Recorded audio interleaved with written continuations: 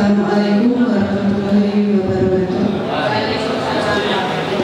Mohon izin Bapak Ibu untuk menyampaikan materi budaya positif tentang keyakinan kelas dan 5 kebutuhan dasar manusia.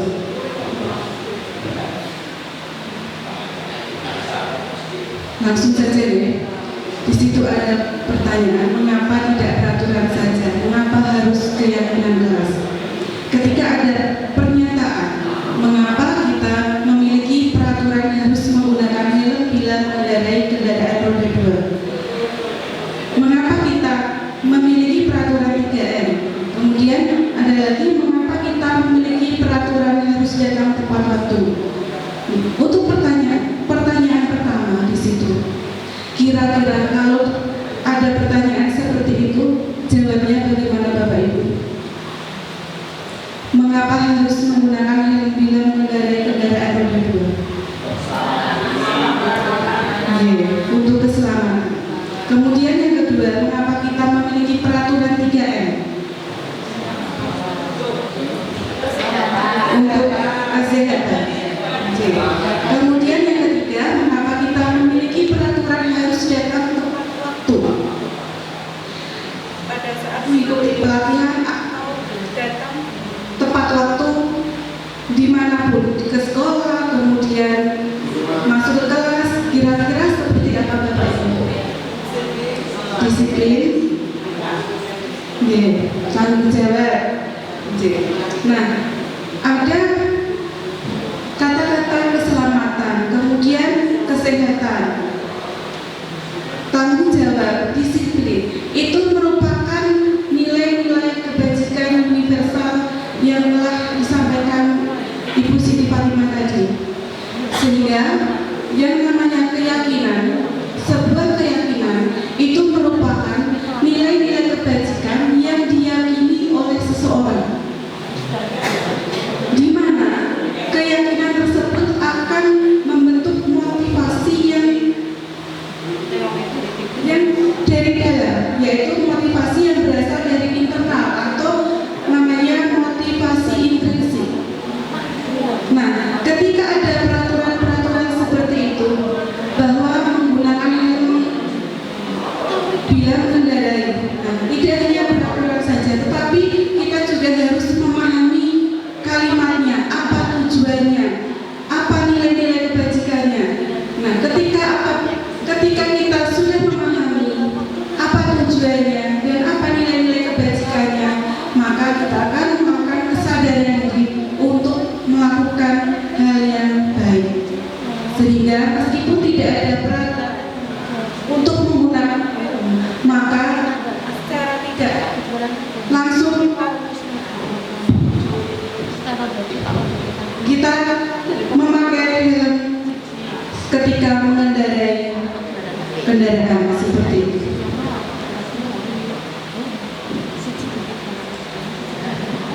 Di sini untuk pembentukan keyakinan kelas bersifat abstrak daripada peraturan. Di sini disusun oleh semua warga di kelas, baik itu guru maupun siswa, tanpa terkecuali. Siswa menyampaikan nilai-nilai kebaikan yang diyakininya. Jadi, ketika di kelas membentuk sebuah keyakinan kelas, semua siswa memiliki pendapat masing-masing, tidak ada paksaan, semua diyakini oleh masing-masing siswa. Kemudian apabila sudah terkumpul semua keyakinan yang dimiliki oleh setiap siswa di kelas, maka disusun dengan kalimat yang positif. Tidak ada kalimat perintah ataupun larangan, tidak ada kalimat yang negatif, semua adalah kalimat yang positif dan singkat, padat, tidak terlalu banyak. Seandainya sudah terbentuk sebuah keyakinan kelas, maka semuanya akan ditinjau terlebih dahulu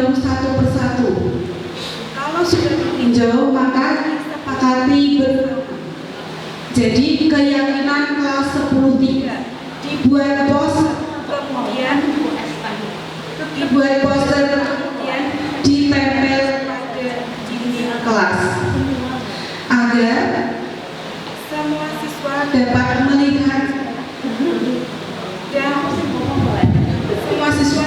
melihat dan dibaca secara terus-menerus.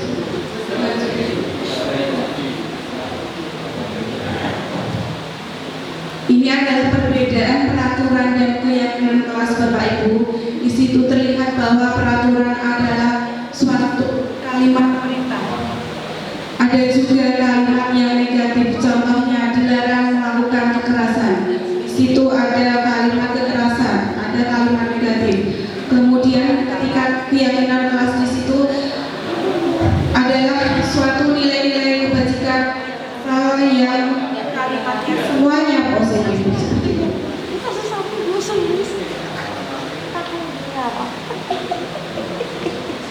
Ya, ini contoh saya melakukan aksi nyata di kelas 10-3 untuk melakukan membentuk keyakinan kelas.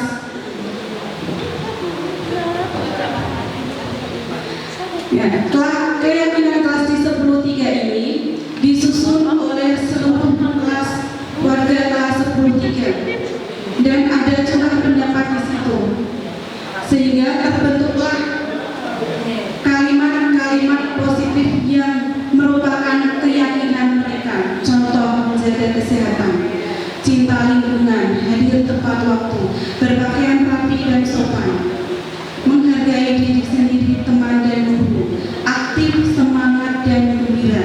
Itu adalah kalimat yang ditulis oleh anak-anak sendiri tanpa paksaan dan tanpa perintah dari guru.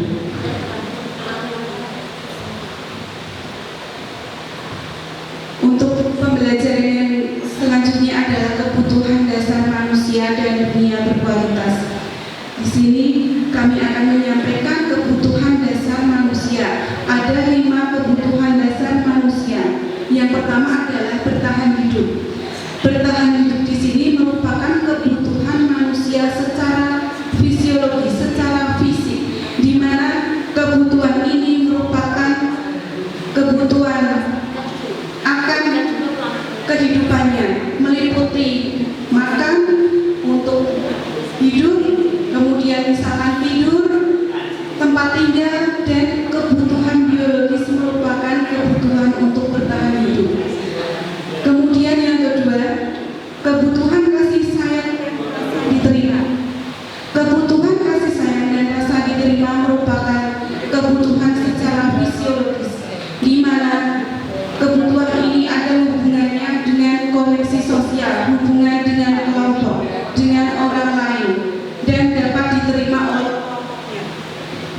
Kemudian yang ketiga adalah kebutuhan itu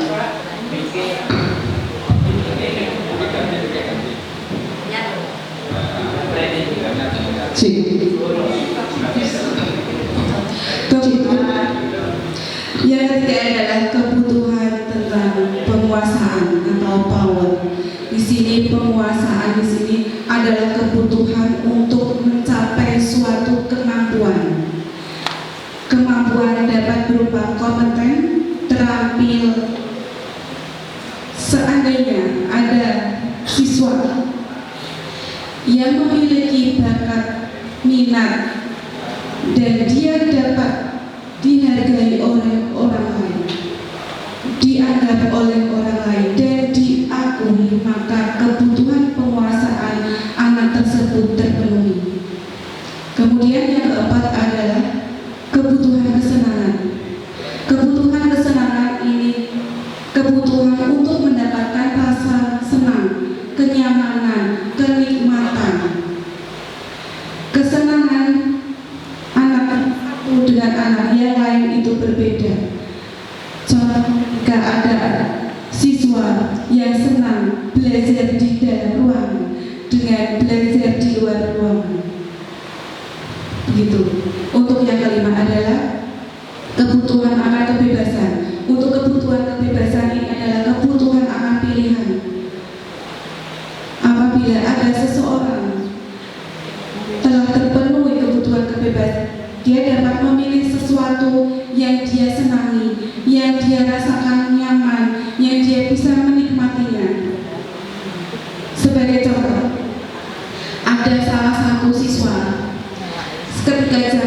istirahat, dia mengambil bekal makanan teman-temannya.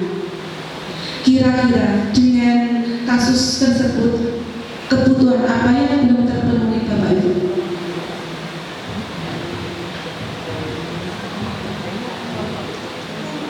Rasa kasih sayang atau kebutuhan hidup, penguasaan, kebutuhan hidup. Tapi ini bisa semuanya juga. Kalau si anak tersebut tidak terpenuhi kebutuhannya, kemungkinan dia merasa lapar, makan, sehingga dia meminta bekal kepada teman-temannya.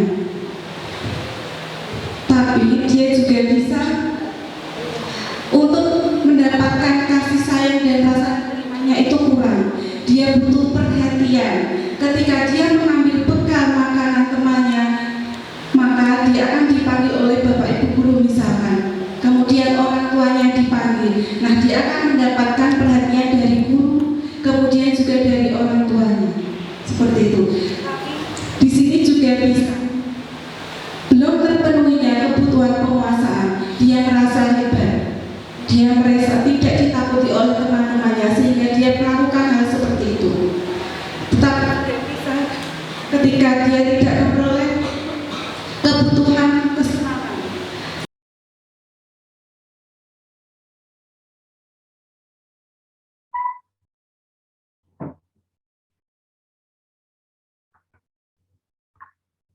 Assalamualaikum warahmatullahi wabarakatuh. Waalaikumsalam warahmatullahi wabarakatuh. Assalamualaikum warahmatullahi wabarakatuh. Yang terhormat Bapak Ibu Guru dari SMA Negeri 2 Blora maupun dari sekolah yang lain. Mohon izin Bapak Ibu untuk menyampaikan atau pengimbasan budaya positif di sekolah. Di sini saya tidak sebagai pemateri, kita hanya untuk sharing saja Bapak Ibu apa yang sudah pernah kami dapatkan di program Guru Penggerak. Bapak Ibu izin share screen ya.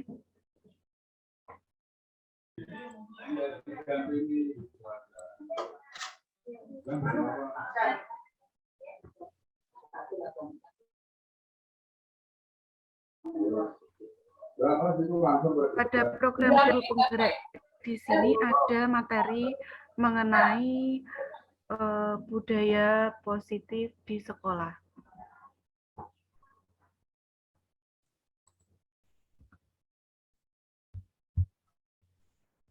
Ya, Bapak Ibu, perkenalkan nama saya Yekti Putri Kusumaningtyas dari SMA Negeri 2 Blora, akan menyampaikan dan memaparkan materi tentang budaya positif di sekolah yang terdiri dari 6 submateri. Yang pertama nanti adalah mengenai disiplin positif, kemudian hukuman, teori motivasi, hukuman, dan penghargaan. Kemudian yang ketiga adalah keyakinan kelas.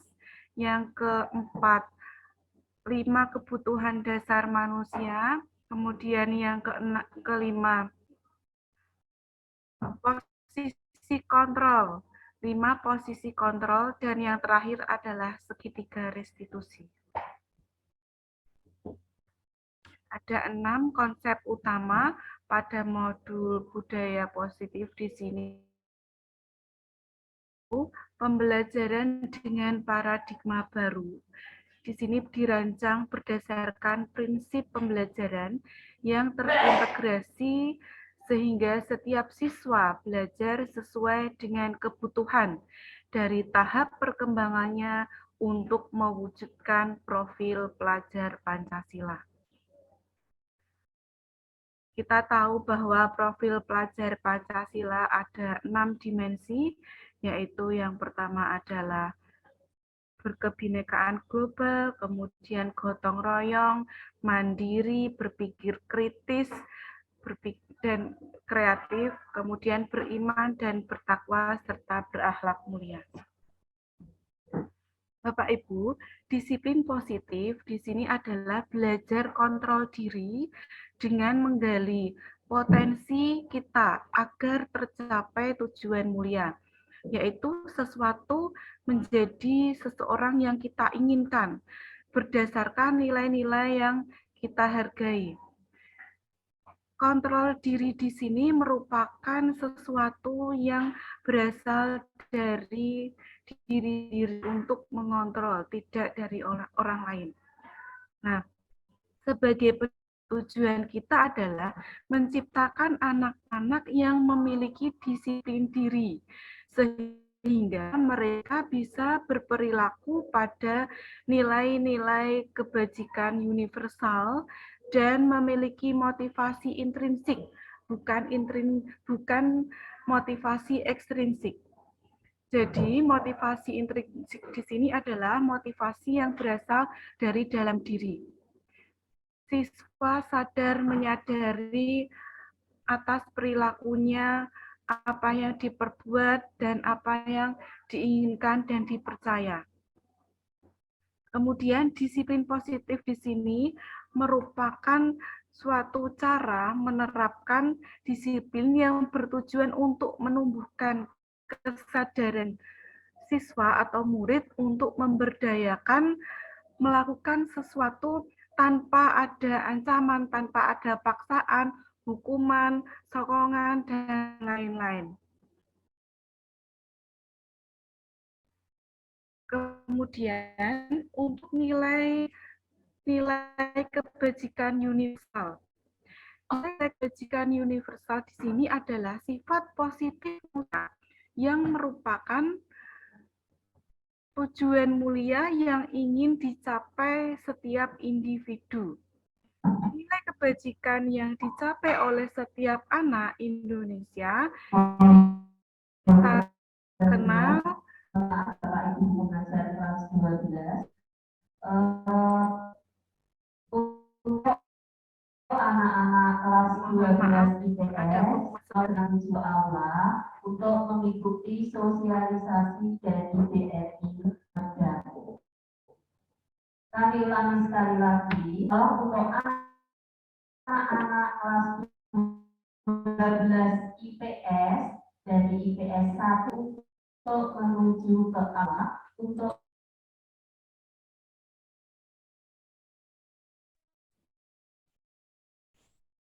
saya lanjutkan lagi Bapak Ibu. Ya, nilai kebajikan universal. Nilai kebajikan yang merupakan tujuan mulia yang ingin dicapai oleh setiap individu. Nilai-nilai kebajikan yang dicapai oleh setiap anak Indonesia kita kenal dengan profil pelajar Pancasila, yaitu beriman, bertakwa kepada Tuhan Yang Maha Esa, dan berakhlak mulia. Kemudian mandiri, bernalar kritis, berkebinekaan global, bergotong royong, serta kreatif. Ini adalah tujuan yang ingin dicapai oleh setiap murid. Nilai-nilai kebajikan yang kita tuju, yaitu profil pelajar Pancasila.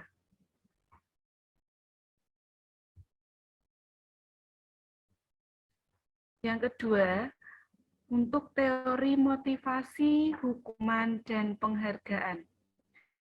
Bapak Ibu, di sini ada sedikit pertanyaan pemantik. Apakah Bapak Ibu setuju dengan pernyataan berikut? Yang pertama, hukuman dapat mendisiplinkan anak. Hukuman dapat mendisiplinkan anak, apakah Bapak Ibu di sini ada yang setuju atau tidak? Mungkin ada Bapak Ibu yang ingin berpendapat apakah setuju atau tidak.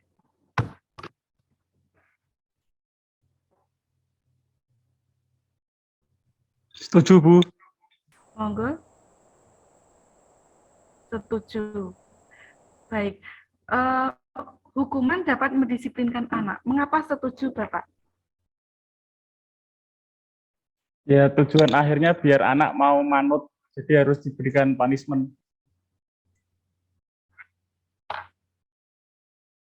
Baik. Hukuman dapat mendisiplinkan anak ketika siswa atau murid terlambat sekolah, kemudian siswa tersebut mendapatkan hukuman, maka yang dirasakan oleh anak tersebut adalah dia merasa tersakiti, malu, trauma, dan lain-lain sebagainya yang membuat siswa tersebut merasa tidak nyaman. Jadi, Bapak Ibu, hukuman dapat mendisiplinkan anak kalau menurut saya, kami itu tidak setuju. Karena memang ketika diberi hukuman, dia akan merasa tidak nyaman, merasa tersakiti, merasa malu dan trauma. Seperti itu. Kemudian yang kedua, pemberian hukuman dengan hal positif seperti membaca atau membersihkan halaman sekolah dapat meningkatkan disiplin. Bapak Ibu, apakah yang pernyataan nomor 2 di sini setuju atau tidak, Bapak Ibu? Menurut Bapak Ibu bagaimana? Tidak. Tidak setuju. Kenapa, Ibu Fatimah? Tidak Ya, setuju, Bu. karena meskipun itu bersifat positif, tetapi itu juga bisa memberikan motivasi yang tidak baik. Artinya anak-anak nanti terbiasa misalkan hukuman membersihkan halaman, disuruh menyapu ibu guru, padahal dia tidak melakukan kesalahan, ataupun mungkin dia itu memang sengaja membaca buku, padahal dia tidak melanggar. Jadi nanti anak tersebut tidak muncul dari kemauan dia sendiri seperti itu. Terima kasih. Terima kasih Bu Fatimah untuk pendapatnya. Saya juga setuju bahwa pemberian hukuman dengan hal positif seperti membaca atau membersihkan halaman sekolah dapat meningkatkan disiplin di sekolah. Itu tidak setuju. Karena apa? Karena meskipun itu hukumannya adalah hal yang positif, kemudian hukumannya merupakan hal-hal yang bersifat baik, namun tetap saja siswa merasa tidak nyaman. Karena ketika seseorang melakukan sesuatu karena dia takut dihukum, maka motivasinya itu berasal dari luar, bukan dari dalam murid tersebut. Kemudian yang ketiga, memberi penghargaan dapat meningkatkan motivasi belajar. Kira-kira poin ketiga di sini, apakah Bapak Ibu setuju atau tidak setuju?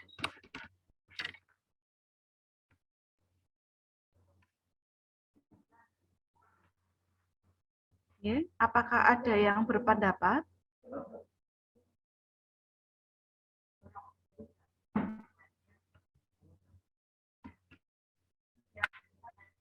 Ya, Bapak Ibu memberikan penghargaan kepada siswa dapat meningkatkan motivasi belajar. Saya tidak setuju atas pernyataan tersebut. Karena apapun penghargaannya, ketika siswa atau murid melakukan sesuatu karena hal atau dari motivasi yang berasal dari luar, entah dia mendapatkan reward dalam bentuk apapun, maka dia melakukan hal tersebut karena ada motivasi yang berasal dari luar, bukan berasal dari dalam atau motivasi intrinsik.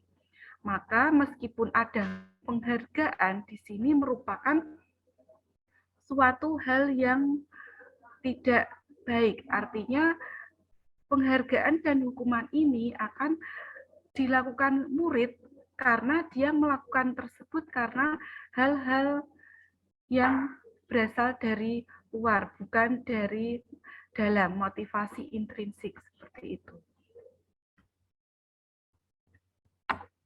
Selanjutnya adalah motivasi perilaku manusia.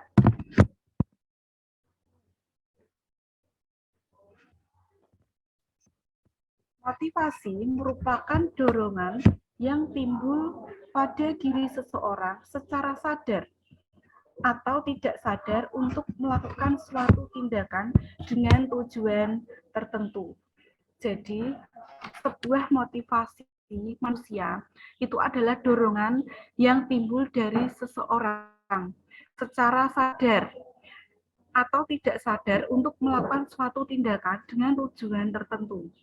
Misalkan, siswa yang dia ingin mendapatkan nilai yang tinggi, maka akan karena ada penghargaan dari gurunya, dia berusaha untuk belajar sekuat tenaga agar mendapatkan penghargaan, misalkan seperti itu.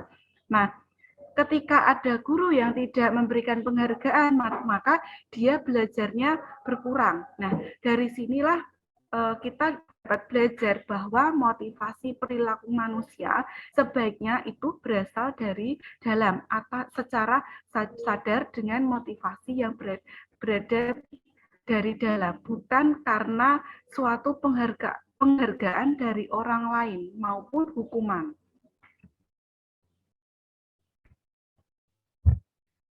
Bapak Ibu, berdasarkan teori motivasi perilaku manusia di sini ada 3 teori motivasi. Yang pertama adalah untuk menghindari ketidaknyamanan atau hukuman.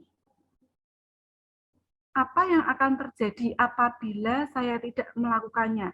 Nah, ketika ada suatu peraturan, kemudian ketika siswa tidak mematuhi peraturan, maka dia akan dihukum.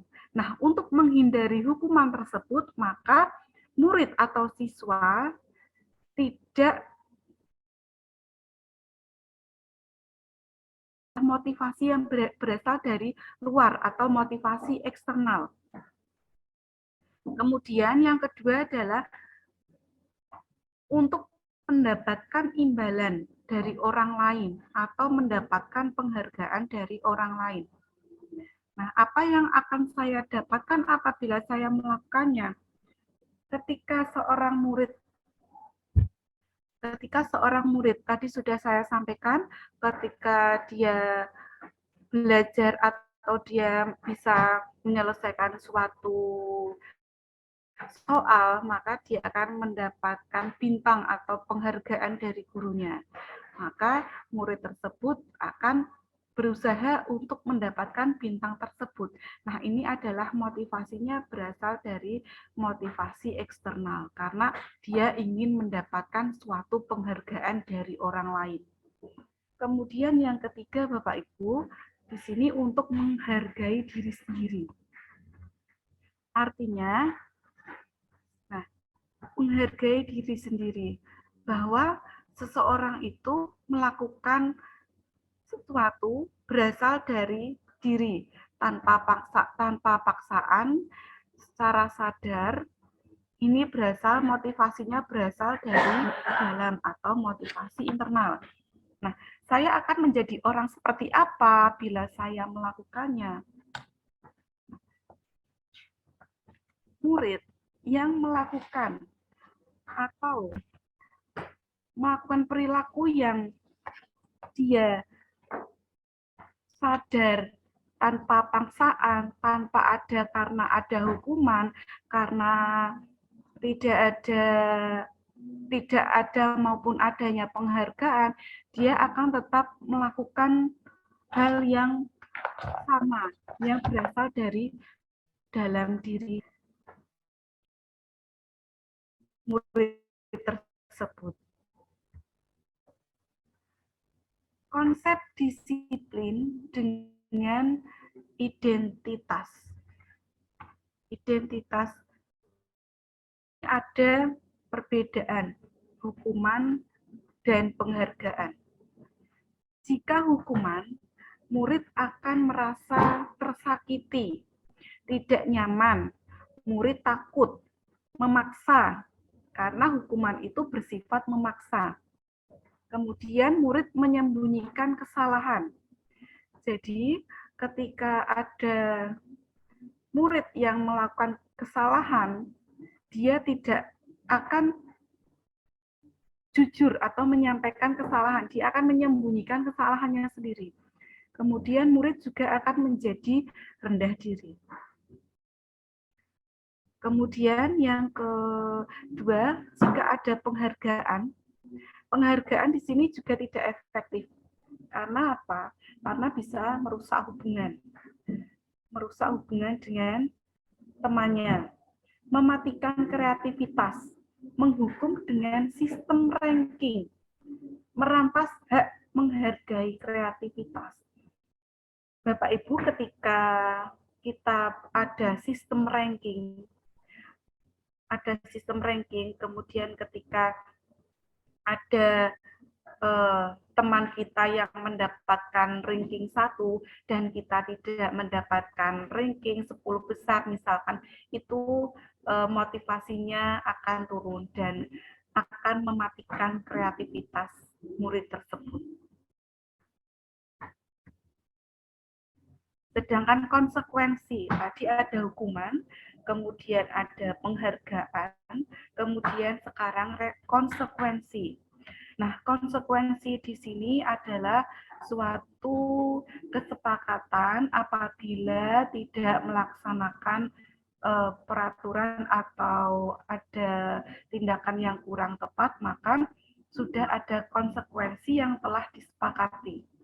Ini masih penguatannya masih jangka pendek, tidak dapat jangka lama. Monitoringnya juga berkelanjutan dengan model stimulus respon. Murid menghormati peraturan. Kehilangan waktu untuk merenungi kesadaran. Itu adalah konsekuensi. Kemudian restitusi. Restitusi di sini adalah memperbaiki tindakan yang kurang tepat. Di sini murid bertanggung jawab atas perilakunya. Kemudian fokus pada pemecahan jangka panjang. Kemudian murid menghormati dirinya dan orang lain. Teori kontrol, dirinya memegang kontrol atas dirinya sendiri. Kemudian murid bersemangat memperbaiki kesalahannya. Ini merupakan konsep disiplin dengan identitas sukses, yaitu dengan konsekuensi dan restitusi. Konsep disiplin pendekatan restitusi ini adalah sebuah cara menanamkan disiplin positif pada murid. Restitusi di sini merupakan proses menciptakan kondisi bagi murid untuk memperbaiki kesalahan mereka sehingga mereka bisa kembali ke kelompok mereka dengan karakter yang lebih kuat. Ciri-ciri restitusi di sini adalah yang pertama, dia bukan menebus kesalahan, tapi memperbaiki kesalahan. Kemudian memperbaiki hubungan, tawaran, bukan paksaan. Kemudian menuntun untuk melihat ke dalam. Yang keempat, mencari kebutuhan dasar yang mendasari tindakan. Dan fokus pada karakter bukan tindakan dan menguatkan dan fokus pada solusi. Ini merupakan ciri-ciri sebuah restitusi atau sebuah cara untuk menanamkan disiplin positif pada murid. Selanjutnya, perbedaan antara hukuman, konsekuensi, dan restitusi. Apabila hukuman, ini adalah kasus murid yang tidak mengerjakan tugas. Contoh saja kasus murid yang tidak mengerjakan tugas. Nah, hukuman di sini contohnya guru menghukum murid tersebut hormat bendera selama 10 menit. Guru marah dan murid menjadi takut. Itu adalah hukuman ketika murid tidak mengerjakan tugas. Contohnya saja. Kemudian konsekuensi. Guru memberi konsekuensi untuk mengerjakan PR-nya saat istirahat atau dikerjakan 2 kali lipat. Jadi di sini guru sudah ada kesepakatan ketika guru tersebut pada pelajaran tertentu siswa tidak mengerjakan PR atau tugas, maka ketika istirahat, maka murid tersebut mengerjakan PR dikerjakan 2 kali lipat.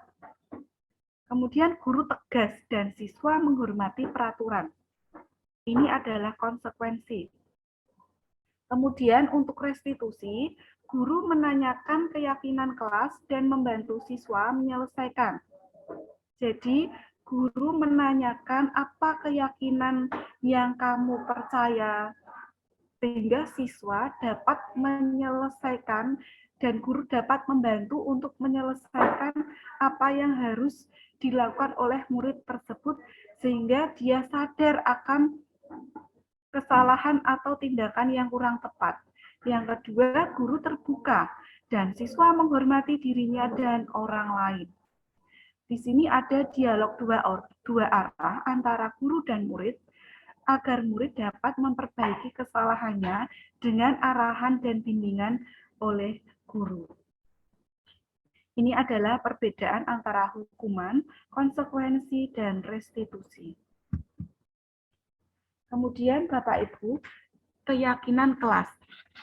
Nah, keyakinan kelas, mengapa tidak peraturan saja? Mengapa harus keyakinan kelas? Di sini juga ada beberapa pertanyaan. Mengapa kita memiliki peraturan harus menggunakan helm bila mengendarai kendaraan roda 2?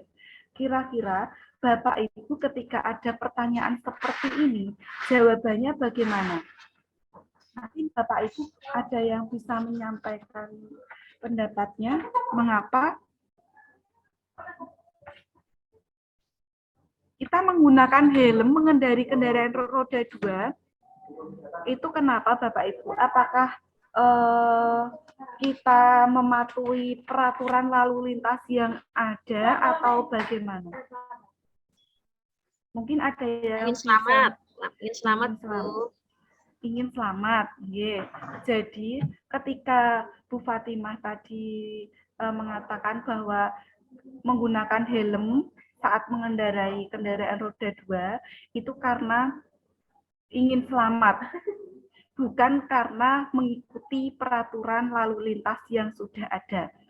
Nah, maka ketika seseorang sadar bahwa memakai helm itu karena keselamatan, maka dia yakin bahwa ketika menggunakan helm ketika mengendarai kendaraan roda 2 harus menggunakan helm karena ingin selamat. Itu merupakan motivasi yang berasal dari dalam, bukan karena peraturan yang sudah ada. Kemudian yang kedua, mengapa kita memiliki peraturan 3M saat ini? Menggunakan masker, mencuci tangan, dan menjaga jarak. Nah, kira-kira bagaimana Bapak Ibu? Mengapa demikian? Bapak Ibu, apakah ada yang ingin berpendapat?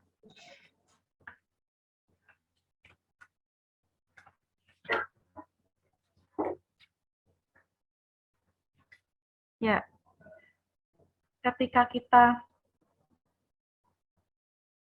menjalani peraturan 3M, mematuhi 3M tersebut menggunakan masker, mencuci tangan, dan menjaga jarak, maka kita sadar bahwa itu untuk kesehatan. Itu untuk kesehatan. Bukan karena hanya poster-poster yang dipasang di jalan-jalan karena ada peraturan pemerintah, peraturan yang sudah ada, tidak. Karena itu adalah kesadaran yang berasal dari dalam diri seseorang. Untuk mendukung motivasi-motivasi yang berasal dari dalam atau motivasi intrinsik, kembali ke nilai-nilai kebajikan universal. Keyakinan lebih menggerakkan seseorang dibandingkan mengikuti serangkaian peraturan. Tadi ada yang bilang keselamatan, kesehatan, itu merupakan nilai-nilai kebajikan universal.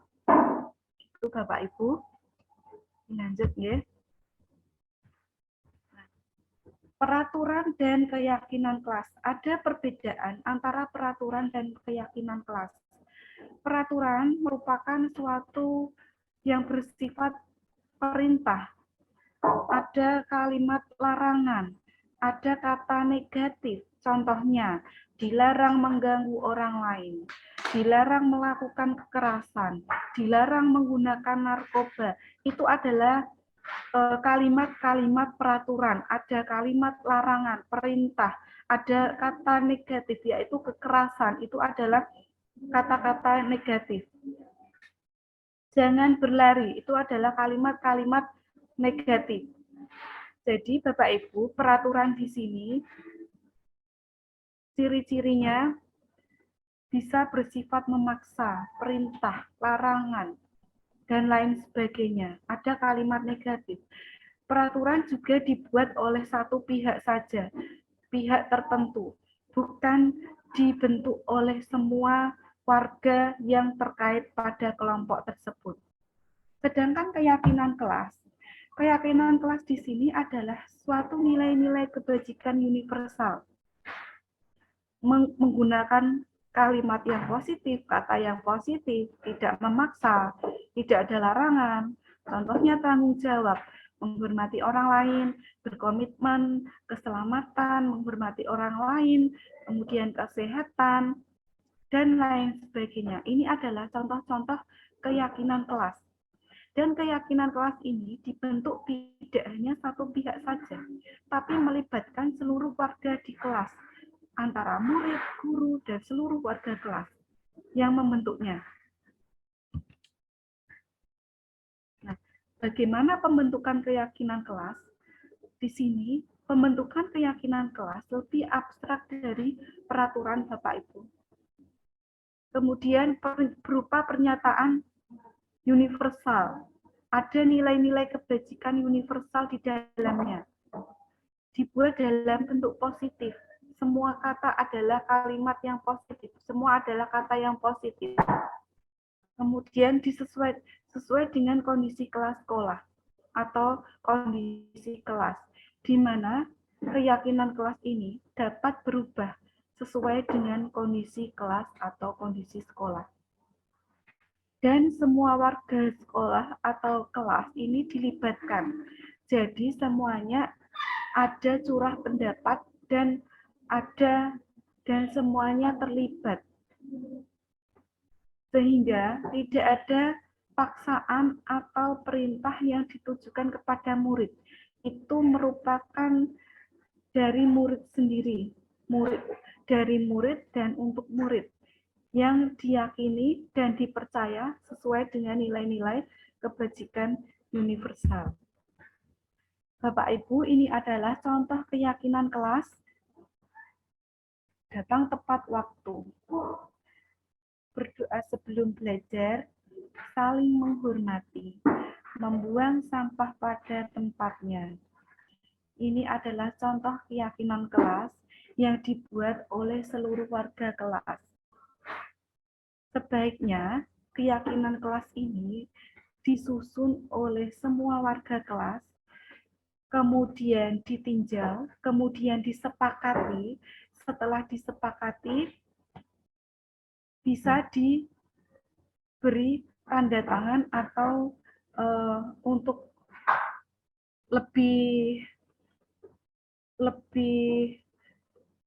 siswa lebih yakin, dia dibuat poster seperti ini, kemudian ditempel pada dinding kelas sehingga siswa dapat membaca setiap hari seperti itu. Oke. Selanjutnya Bapak Ibu adalah 5 posisi kontrol. 5 posisi kontrol di sini adalah penghukum, pembuat merasa bersalah, sebagai teman, sebagai pemantau, dan sebagai manajer. Ketika kita sebagai penghukum, Bapak Ibu, biasanya guru itu menghardik, menunjuk-nunjuk, menyakiti, menyindir. Kemudian contohnya, kalau kamu tidak melakukannya, awas ya, rasakan ya. Nah, itu adalah kalimat-kalimat yang sering ditujukan oleh seorang penghukum.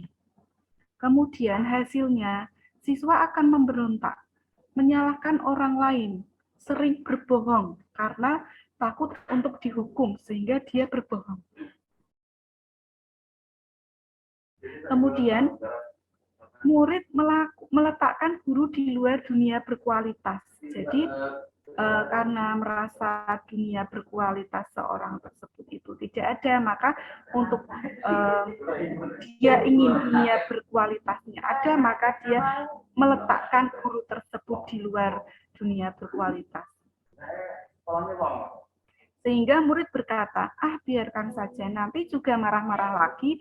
Nah, jadi siswa itu mungkin sudah hafal ya, sehingga dia biarkan saja. Jadi ada kata-kata cuat gitu. Dampaknya siswa akan mengulangi kesalahan yang sudah ada dan mengulanginya secara berulang-ulang. Kemudian yang kedua adalah membuat orang merasa bersalah. Membuat orang merasa bersalah itu biasanya guru itu berceramah, mengatakan seperti seharusnya itu begini, ibu kecewa dan lain-lain. Itu adalah membuat orang merasa bersalah.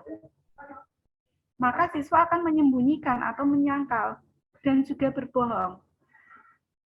Meletakkan juga guru di dalam dunia berkualitasnya itu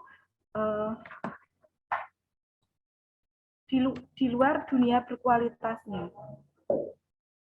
Murid berkata, maafkan saya, sehingga murid merasa rendah diri. Kemudian ketika guru menjadi posisi teman, guru membuatkan alasan-alasan untuk muridnya, sehingga bu guru berkata, ayolah, ada kalimat-kalimat persuasi atau kalimat-kalimat ajakan. Contohnya, ayolah, lakukan ini demi ibu, masa kamu tidak mau? Ingat tidak ibu pernah bantu, dan lain-lain. Ini merupakan suatu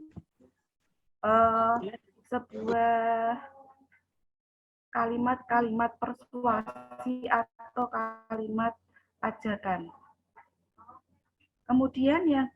Kemudian hasilnya adalah siswa merasa ketergantungan. Murid juga berkata, saya pikir Bapak Ibu, teman saya ternyata begitu.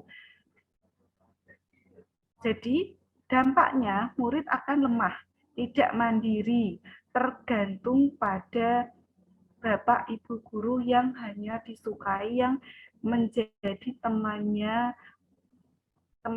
dari dia. Merasa bahwa Bu itu merasa temannya, maka dia melakukannya. Kalau tidak karena Bu A misalkan, dia tidak akan melakukan hal tersebut. Kemudian sebagai pemantau. Sebagai pemantau di sini, guru berbuat menghitung dan mengukur. Menghitung dan mengukur artinya ketika ada peraturan, maka guru memantau murid tersebut. Kemudian apabila tidak dilaksanakan atau melanggar peraturan tersebut, maka guru dapat memberikan konsekuensi. Biasanya guru berkata, apa peraturannya? Begitu. Sehingga hasilnya menyesuaikan diri bila diawasi. Murid meletakkan guru, peraturan, dan hukum di dunia berkualitasnya. Jadi murid berkata seperti ini, berapa banyak bintang yang saya peroleh, yang harus saya peroleh, berapa halaman yang harus saya tulis, seperti itu. Sehingga dampaknya adalah menitik beratkan pada sanksi atau hadiah untuk dirinya. Nah, sanksi atau hadiah di sini merupakan suatu motivasi yang berasal dari luar atau motivasi eksternal. Itu. Ketika guru memposisikan sebagai manajer, maka guru mengajukan pertanyaan-pertanyaan yang menggiring siswa untuk dapat memperbaiki kesalahannya. Apa yang kita yakini, apa yang kamu kerjakan untuk memperbaiki masalah ini, dan sebagainya. Ini akan menguatkan pribadi seorang murid. Murid meletakkan dirinya sebagai individu yang positif dalam dunia berkualitasnya. Sehingga murid berkata, bagaimana caranya saya memperbaiki keadaan? Sehingga dampaknya murid dapat mengevaluasi diri bagaimana cara memperbaiki diri atas kesalahannya. Nah, pada posisi penghukum dan pembuat orang merasa bersalah, ini adalah identitas gagal kontrol dari luar untuk menghindari sebuah hukum. Maka ini bisa dikatakan suatu identitas berhasil maupun sukses. Mengharapkan imbalan atau ketergantungan pada orang lain. Ini juga kontrol dari luar, artinya motivasi ini berasal dari luar. Nah, untuk guru menjadi posisi manajer, maka di sini adalah identitas berhasil atau sukses. Murid dapat mengontrol dirinya sendiri. Seperti itu. Ini adalah perbedaan antara posisi kontrol sebagai penghukum, membuat orang merasa bersalah, sebagai teman, sebagai pemantau, dan sebagai manajer.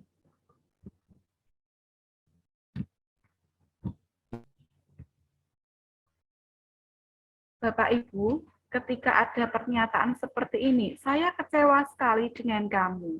Kira-kira yang mengatakan ini guru sebagai posisi apa nih? Mungkin ada yang berpendapat?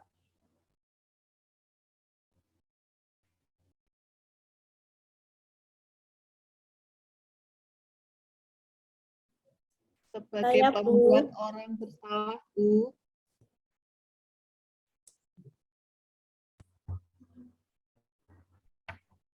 Ya, Bu, saya, Bu.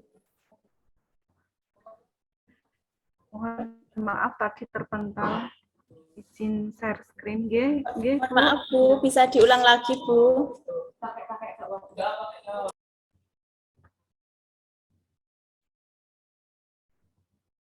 Pripun Bu Indah? Sebagai Saya, Bu, sebagai saya pembuat merasa bersalah, Bu. nggih. Saya kecewa sekali dengan kamu. Itu adalah seorang posisi yang pembuat merasa bersalah pada muridnya. Nggih. Nggih, betul. Kamu tidak pernah benar melakukannya. Kira-kira posisinya apa ini gurunya? Kamu tidak pernah benar melakukannya. Sebagai penghukum, Bu. Sebagai penghukum ya Bapak Ibu. Ya, sebagai penghukum, ya. Ayolah, nah ini ada katakan, ayolah lakukan demi ibu atau bapak. Kalau kalimatnya ada kalimat persuasi seperti ini, maka posisi guru adalah sebagai apa gitu Bapak Ibu?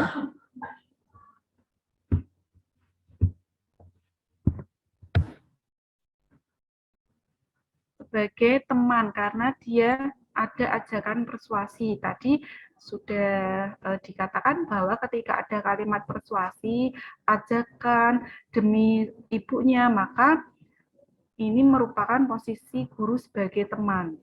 Kemudian, apakah kamu mau mendapatkan stiker bintang hari ini? Nah, ini ada penghargaan. Ini bisa teman, ini bisa pemantau. Dan lebih cenderung ke posisi teman. Kemudian yang kelima, bagaimana kamu bisa menyelesaikan masalah ini? Nah, ini adalah posisi guru sebagai manajer. Guru membimbing murid untuk menyelesaikan suatu permasalahannya sendiri. Kemudian kamu selalu yang paling terakhir. Ketika guru menanyakan atau memberikan pernyataan seperti ini adalah sebagai pemantau. Memantau siswa, oh paling terakhir, oh dia paling pertama, kedua, terakhir. Nah, ini adalah sebagai pemantau.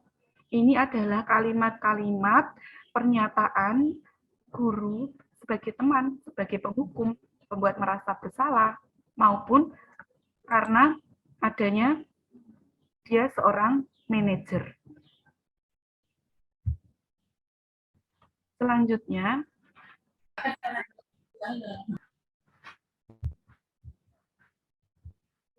adalah kebutuhan dasar manusia.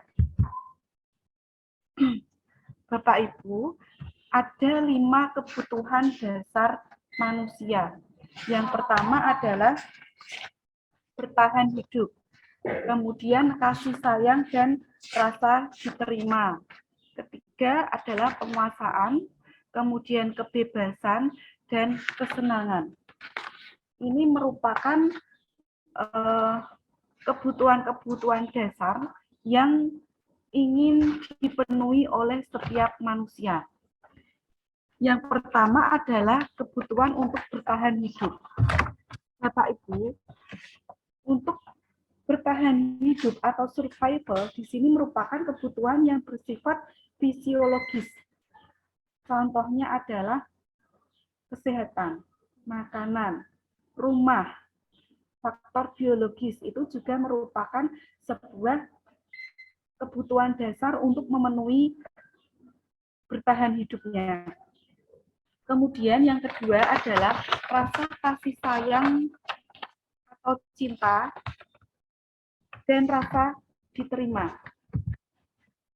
Kebutuhan ini adalah merupakan kebutuhan psikologis, Bapak Ibu, sehingga kebutuhan untuk disayangi, diterima, meliputi kebutuhan akan hubungan dengan dan koneksi sosialnya. Kebutuhan untuk memberi dan menerima kasih sayang. Kebutuhan untuk merasa menjadi bagian dari suatu kelompok. Kebutuhan ini juga meliputi keinginan untuk tetap terhubung dengan orang lain, seperti teman, keluarga, pasangan hidup, kemudian komunitas, atau kelompok di mana kita tergabung. Anak-anak yang memiliki kebutuhan dasar kasih sayang dan rasa diterima yang tinggi, biasanya ingin disukai dan diterima oleh lingkungannya. Mereka juga akrab dengan orang tua, teman sebaya, dan biasanya suka bekerja dalam kelompoknya. Kemudian yang ketiga adalah kebutuhan untuk penguasaan atau power. Kebutuhan pengakuan atas kemampuannya. Artinya kebutuhan penguasaan ini adalah kebutuhan pengakuan atas kemampuan atau power yang berhubungan dengan kekuatan untuk mencapai sesuatu, menjadi kompeten, menjadi terampil, diakui atas prestasi dan keterampilannya, didengarkan, dan memiliki rasa harga diri. Kebutuhan ini meliputi keinginan untuk dianggap berharga, bisa membuat perbedaan, bisa membuat pencapaian, kompeten, diakui, dan dihormati. Nah, Anak-anak yang memiliki kebutuhan dasar akan penguasaan yang tinggi biasanya selalu ingin menjadi seorang pemimpin. Mereka suka mengamati sebelum mencoba hal-hal yang baru. Kemudian Bapak Ibu, kebutuhan dasar yang keempat adalah kebebasan. Kebebasan di sini merupakan kebutuhan manusia akan pilihan. Kebutuhan untuk bebas adalah kebutuhan akan kemandiriannya, otonomi, memiliki pilihan, dan mampu mengendalikan arah hidup seseorang. Anak-anak dengan kebutuhan kebebasan yang tinggi menginginkan pilihan, mereka perlu banyak bergerak, suka mencoba-coba, tidak terlalu terpengaruh orang lain, dan senang mencoba hal baru dan menarik. Kemudian yang terakhir adalah kebutuhan dasar manusia untuk memenuhi rasa senang. Kebutuhan ini adalah mencari kesenangan, bermain, tertawa. Murid biasanya untuk memenuhi kebutuhan kesenangan ini adalah yang dia merasa nyaman, merasa senang. Tapi terkadang murid kita untuk agar dia merasa senang, terkadang melakukan tindakan yang kurang tepat. Sehingga guru dapat mengarahkan bagaimana dia dapat memenuhi kebutuhan akan kesenangan tanpa harus melakukan tindakan yang kurang tepat. Itu adalah kebutuhan dasar manusia. Nah, ketika seseorang telah memenuhi kebutuhan dasar manusia, maka dia akan menuju dalam dunia berkualitas. Ya. Di sini, apa itu dunia berkualitas? Dunia berkualitas merupakan tempat khusus dalam pikiran seseorang, tempat menyimpan gambaran representasi dari semua yang diinginkan. Gitu.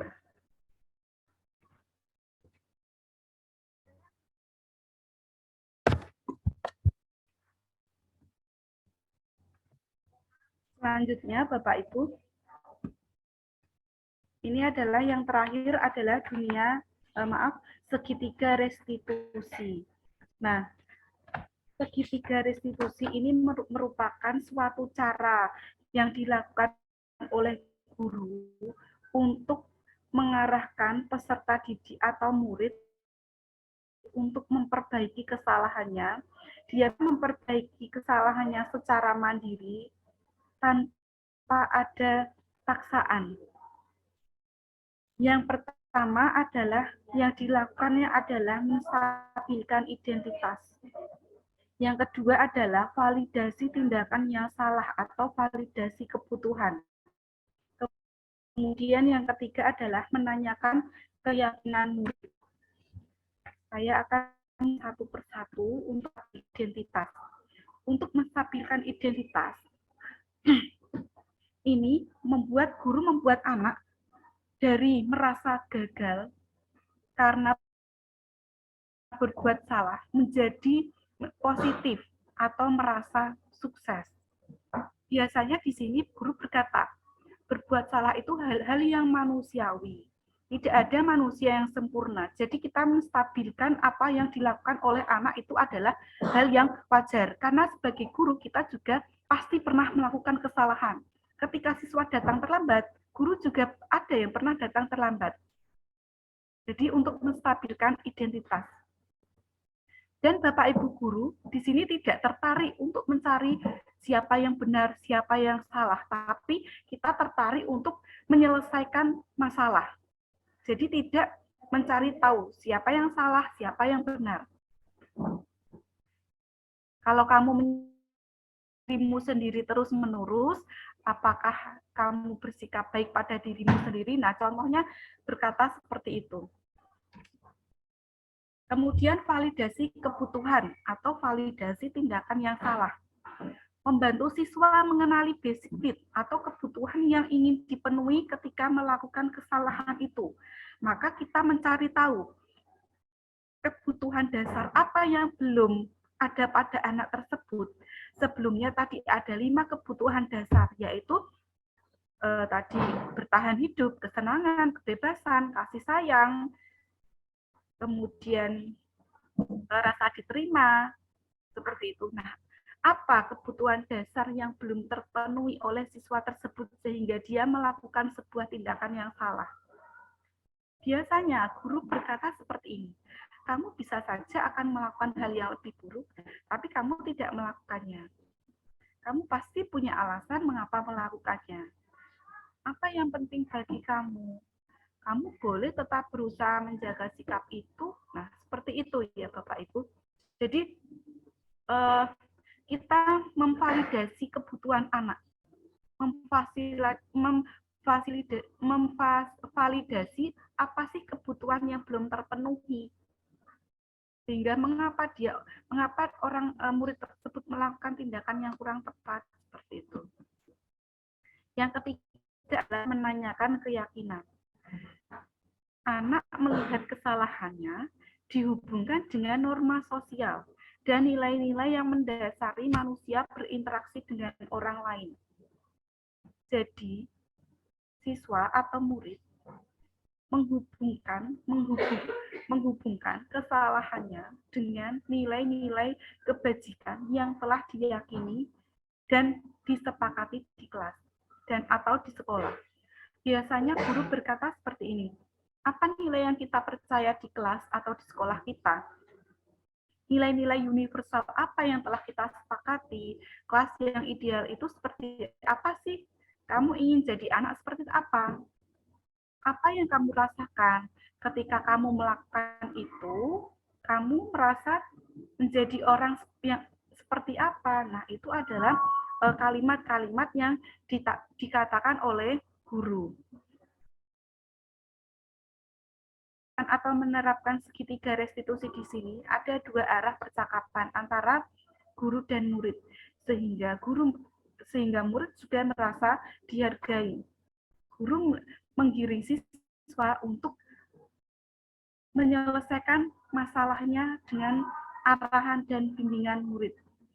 Dan murid di sini merasa nyaman, tidak trauma, malu, tidak takut, dan tidak tersakiti dalam untuk mendisiplinkan anak melakukan tindakan yang salah tadi. Ini adalah yang dapat saya paparkan, Bapak Ibu, budaya positif di sekolah. Mungkin ada kesalahan-kesalahan atau kekurangan dari saya. Mohon maaf Bapak Ibu, dan kami juga memberi pertanyaan atau ketika ada nanti Bapak Ibu guru yang ingin bertanya, dipersilahkan. Tanya Bu. Nggih, monggo Bapak. Caranya untuk memaksimalkan budaya positif di sekolah itu bagaimana gitu? Bagaimana caranya memaksimalkan budaya positif di sekolah? Oke, baik, terima kasih Bapak. Mungkin saya mencoba menjawab. Untuk memaksimalkan budaya positif di sekolah, itu kita tidak bisa harus berkolaborasi dengan semua warga sekolah, baik itu murid, guru, kepala sekolah, karyawan, dan semuanya. Semuanya bertanggung jawab untuk melaksanakan budaya positif. Ketika ada siswa yang melakukan kesalahan, misalkan saya sebagai guru mapel, ada siswa yang melakukan kesalahan. Ketika saya menerapkan segitiga restitusi, kemudian tapi ternyata siswa itu terus mengulangi kesalahan-kesalahan dan mengulanginya berulang-ulang, maka kita dapat berkolaborasi dengan yang lain. Misalkan ketika guru mapel sudah tidak bisa menyelesaikan, maka kita ke wali kelas anak tersebut, berkolaborasi dengan wali kelasnya. Kemudian ketika belum bisa menyelesaikan, kita bisa berkolaborasi dengan berbagai pihak, dengan guru BK, dengan kesiswaan, seperti itu. Nah, bagaimana ketika kita juga belum bisa, kita bisa dengan kepala sekolah atau pihak yang terkait di luar sekolah pun juga bisa ikut dalam berkolaborasi dengan kami, pihak sekolah, dengan orang tua, begitu. Mungkin itu ya, mungkin menurut pendapat saya seperti itu, karena kolaborasi budaya positif di sekolah itu sangat penting. Tidak hanya yang melakukannya tidak hanya 1-2 guru saja, tapi berkolaborasi dengan semua pihak. Begitu, Bapak. Terima kasih.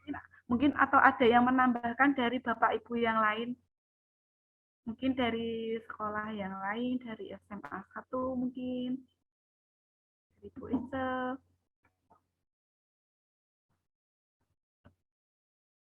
Kapon, mungkin ada pertanyaan lagi Bapak Ibu?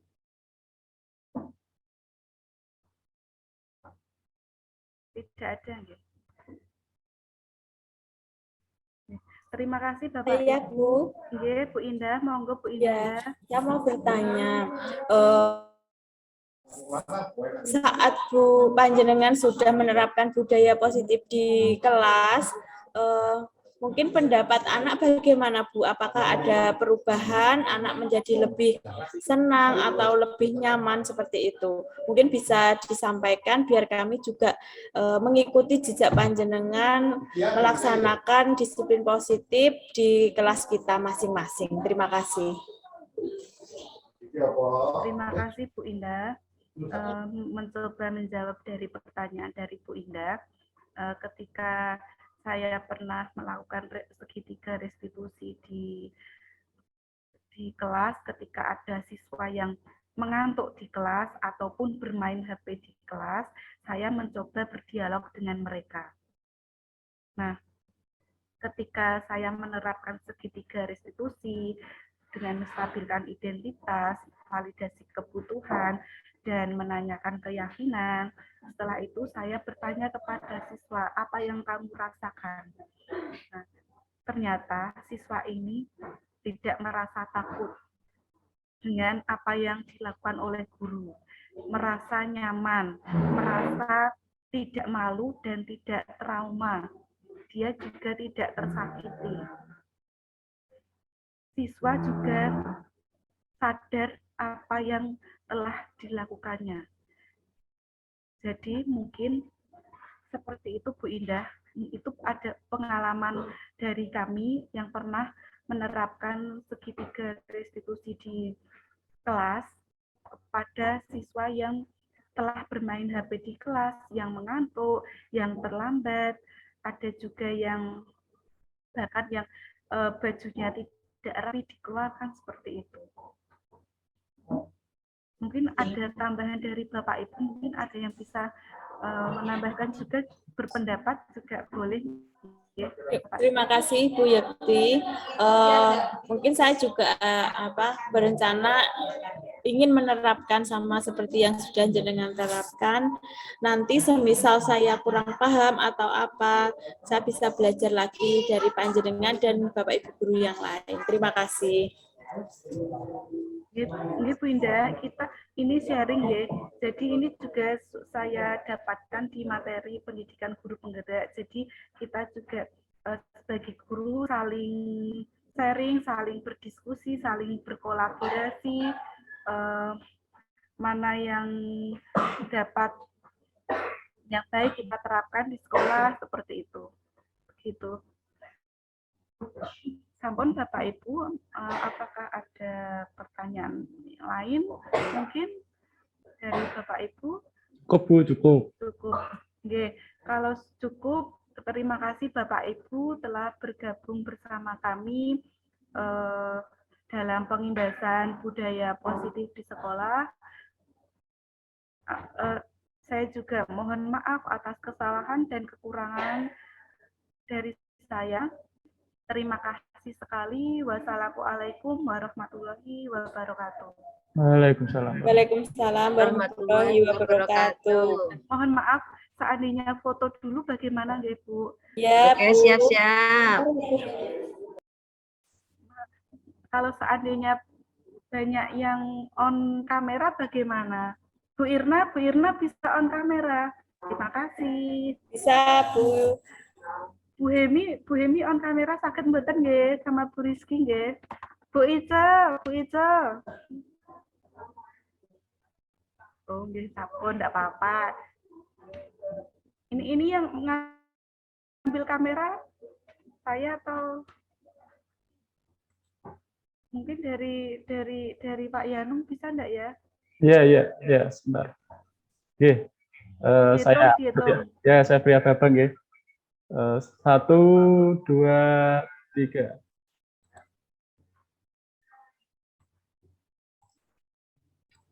Sudah? Terima kasih. Oke. Terima kasih Bapak Ibu. Terima kasih atas juga Bu waktunya. Yekti atas ilmunya. Bapak Ibu Terima boleh kasih, live. Bu Yekti. Bapak Ibu sudah boleh live. Oke. Ya.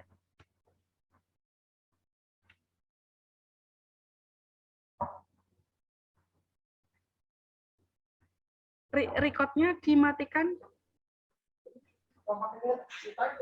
Sampun nggih Bu, izin Sampun live ya, nggih. enggak apa-apa. Nggih.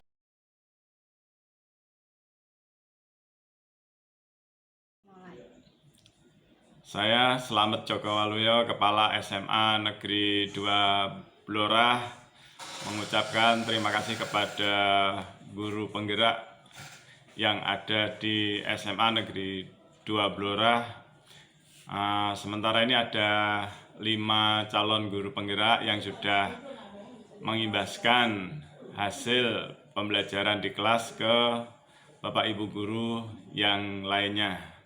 Semoga dengan adanya pengimbasan budaya positif dari guru penggerak ini atau calon guru penggerak ini membawa manfaat yang sangat besar untuk pengembangan pembelajaran bagi Bapak Ibu guru di SMA Negeri 2 Blora ini.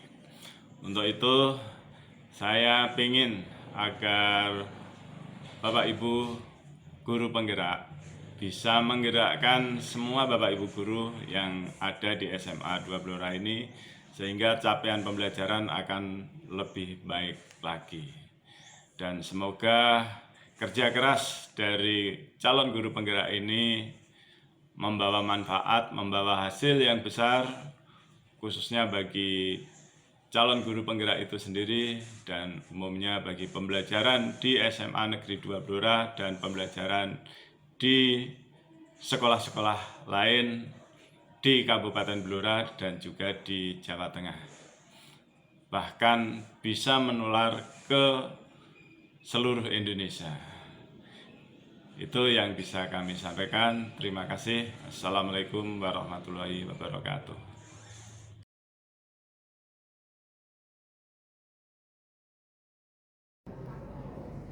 Assalamualaikum warahmatullahi wabarakatuh. Perkenalkan, nama saya Hemi Kurniawanti, rekan dari Ibu Yekti Putri Kusumaning Tias.